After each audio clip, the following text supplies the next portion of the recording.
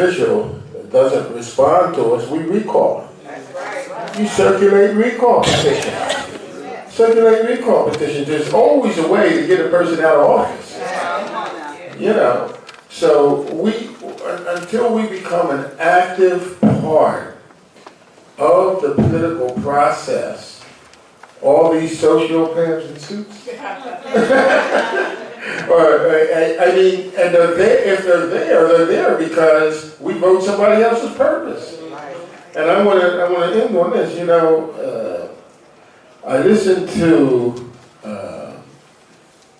the news, and Jeb Bush Congress talk about running for president of the United States, right? Now listen to what he said.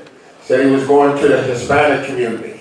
He was going to all these other communities. And he said, and I'm going to campaign in the black church. That's what he said, in the black church. But we don't have a community.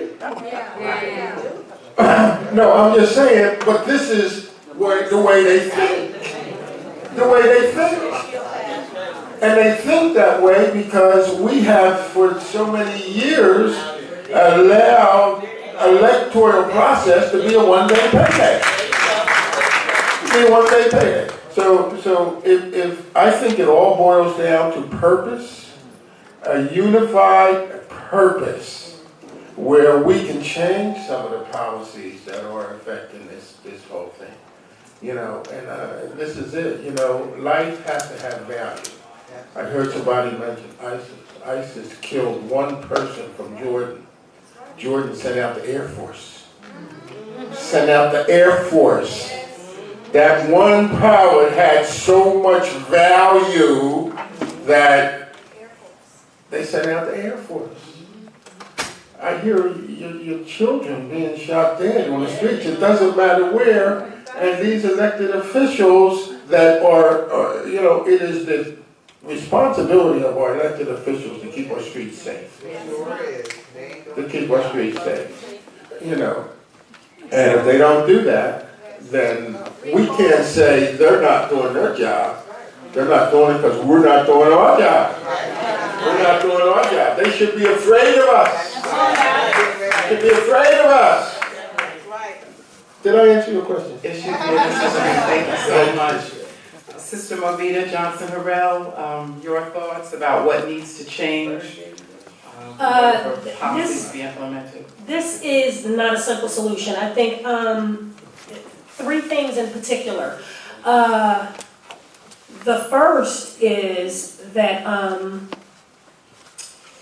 we need to stop the distribution of resources based on socioeconomic status, based on color, based on creed.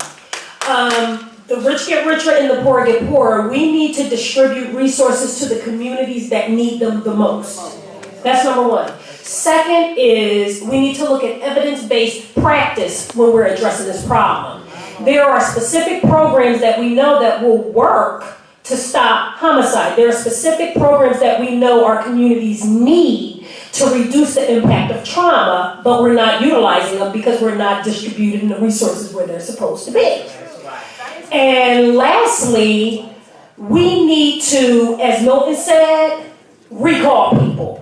You know, the NRA has their hands in the pockets of our legislators. Let's be real.